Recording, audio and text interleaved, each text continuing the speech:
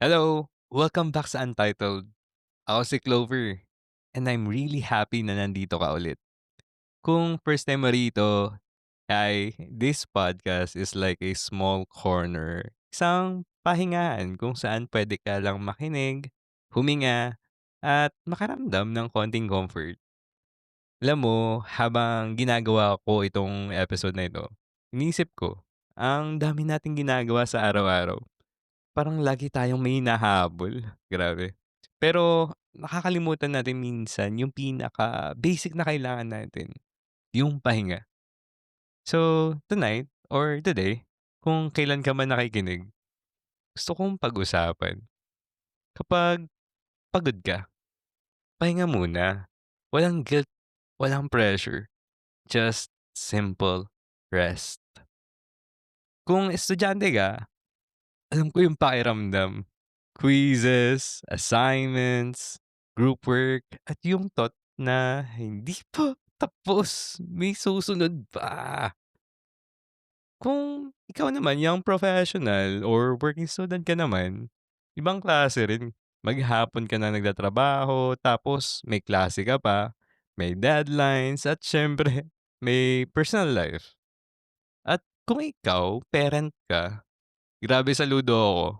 Kasi yung pahinga para sa inyo minsan parang luxury. Lagi kayong naka-on, laging may inaasikaso. Pero kahit iba-iba tayo ng sitwasyon, parang common struggle natin lahat, yung hirap magpahinga ng walang guilt. Yung tipong nakahiga ka lang, yung utak mo gumagana pa rin.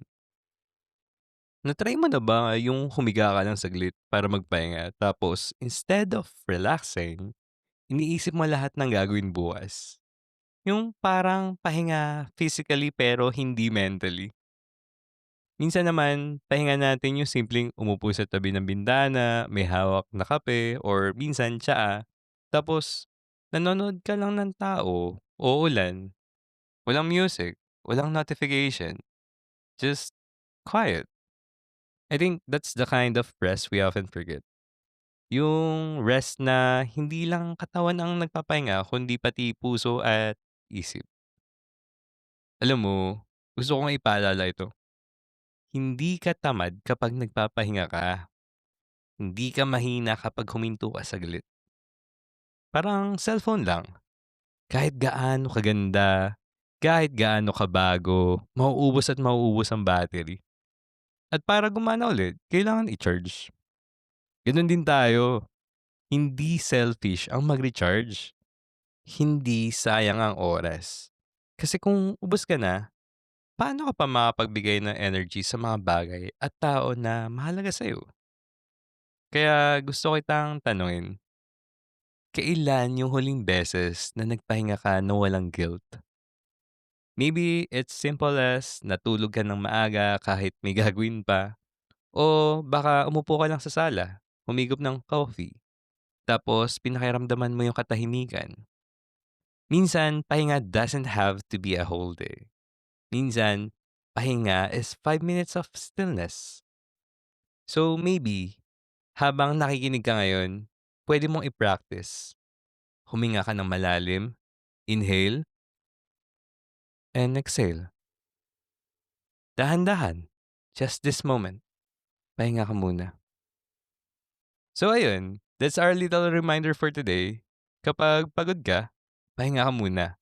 Hindi ka robot, okay?